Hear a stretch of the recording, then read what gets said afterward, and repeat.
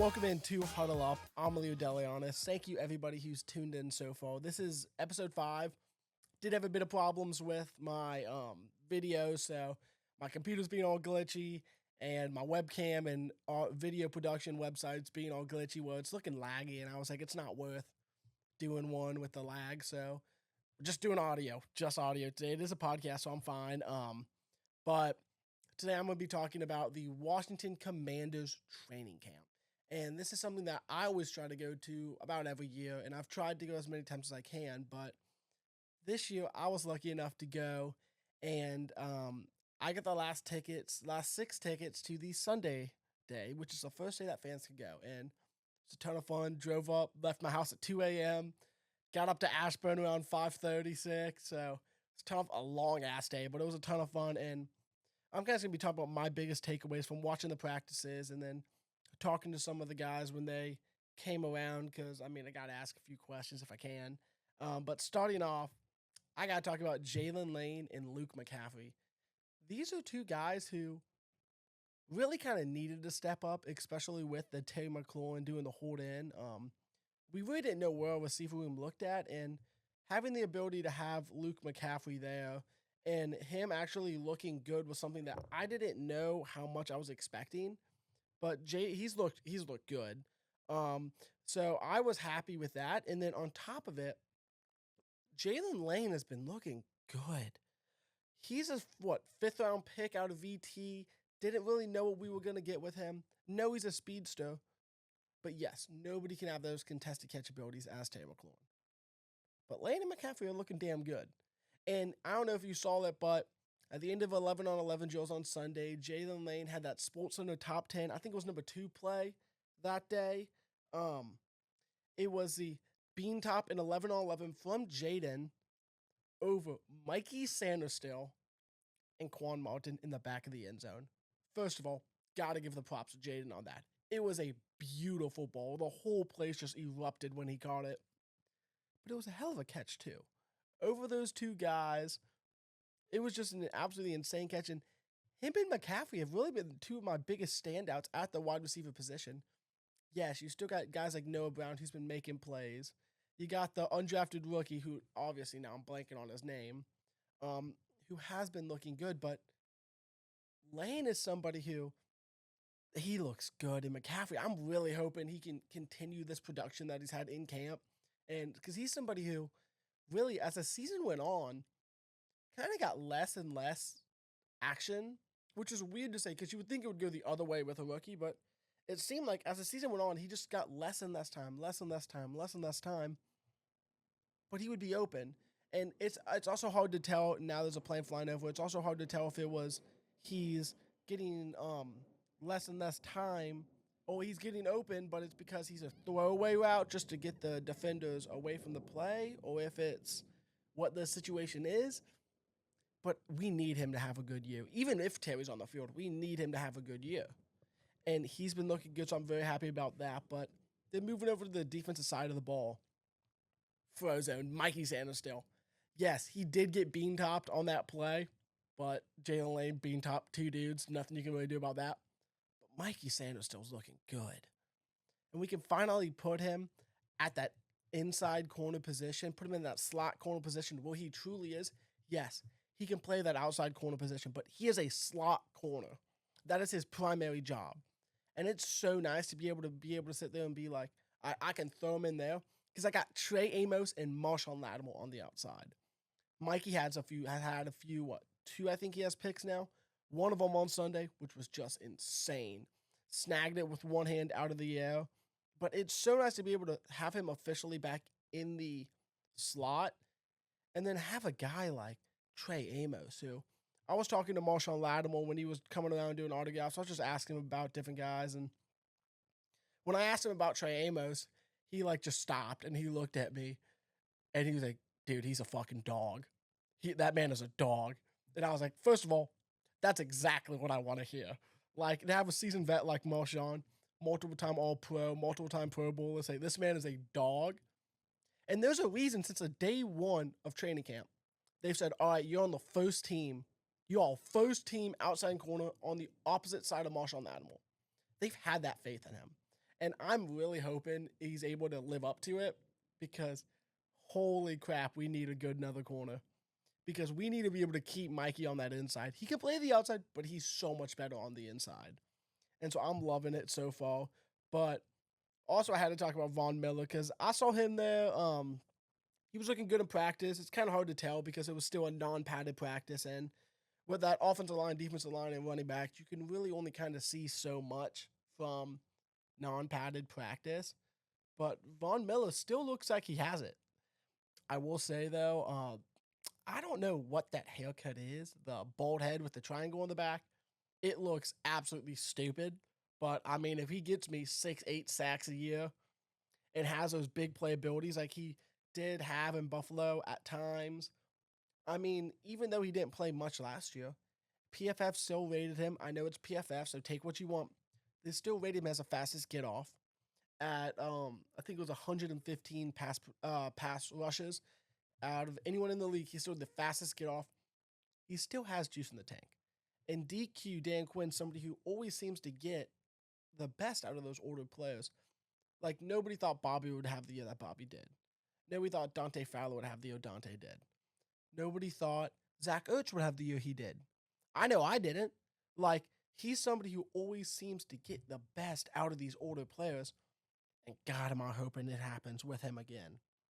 Because we need Von Miller to have a good year. Because we need some pass rush. And we're not trading for one of those big guys anymore. It's official. Like, that's not happening. And if we can get somebody like Von Miller, it's a cheap contract.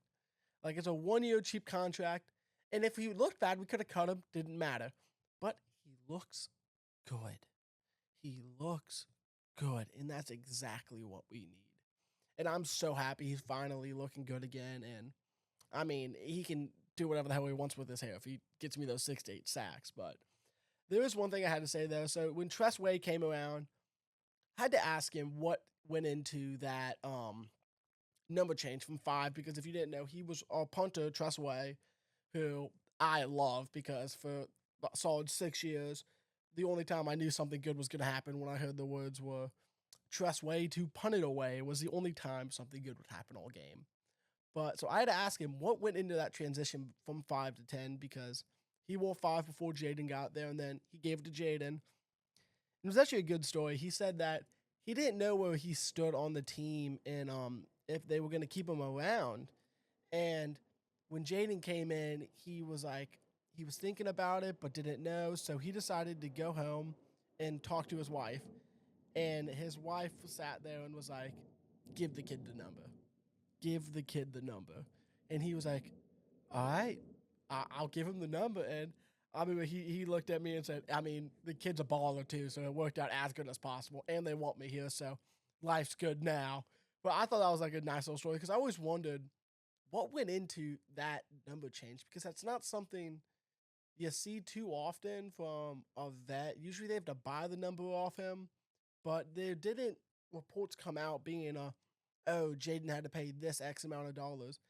And also, Tress didn't seem like the guy who was going to make him pay a buttload of money to get a number. So I was happy about that. But before we go, I do have to talk about 2 more things on offense. First of all, Cowboy Killer Santana Moss is finally getting his number retired.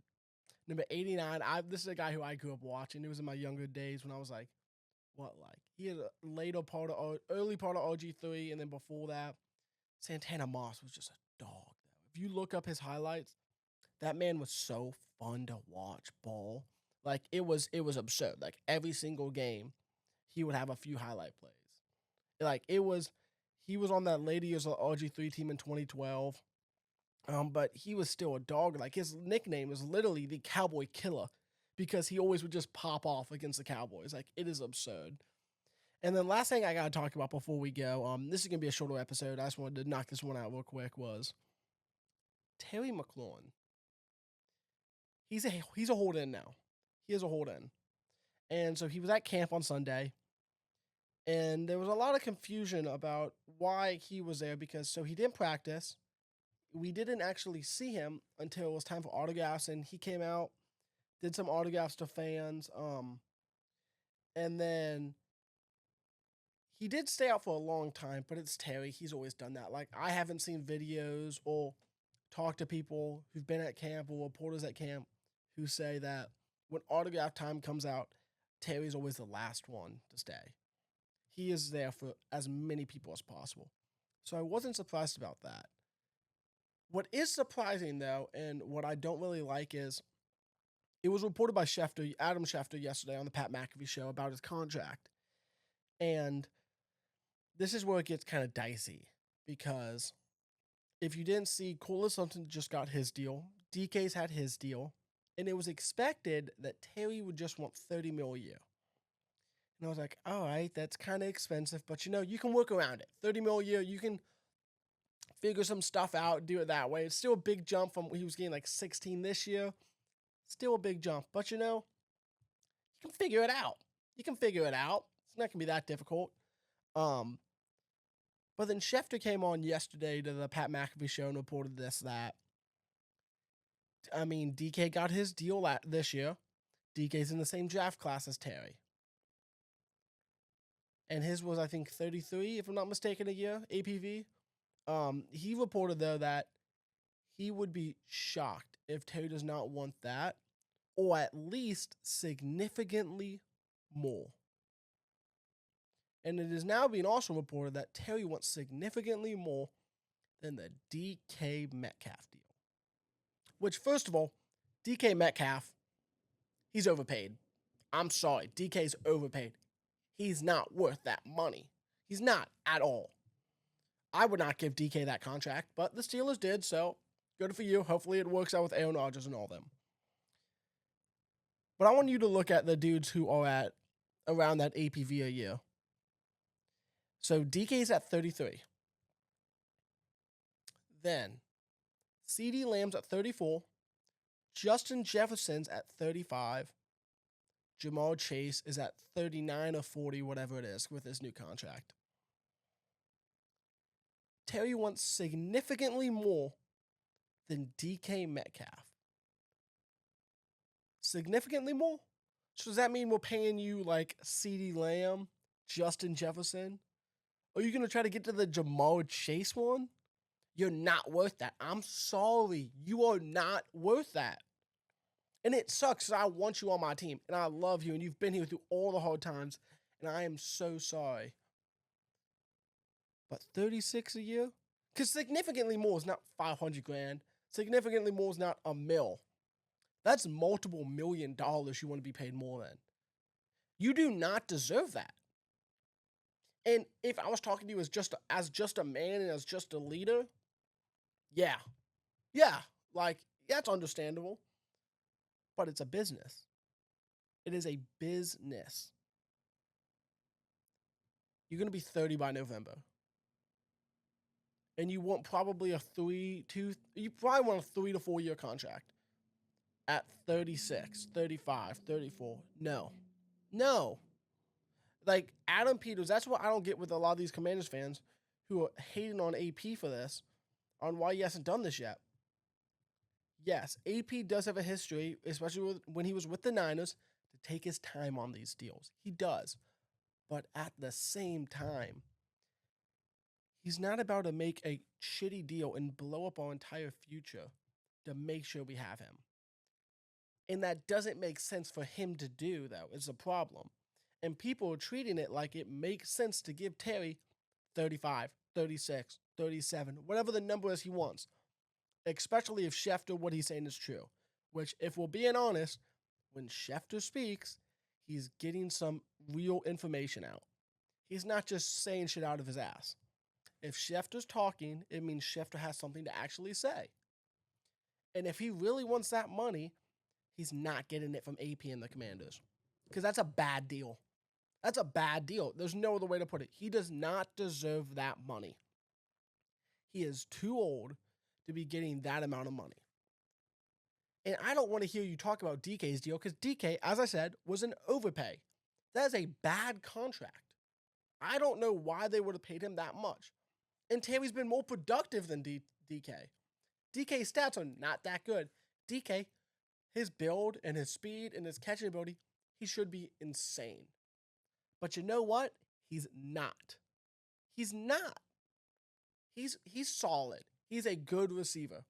He's nothing crazy. And Terry McLaurin is a fringe top 10 receiver.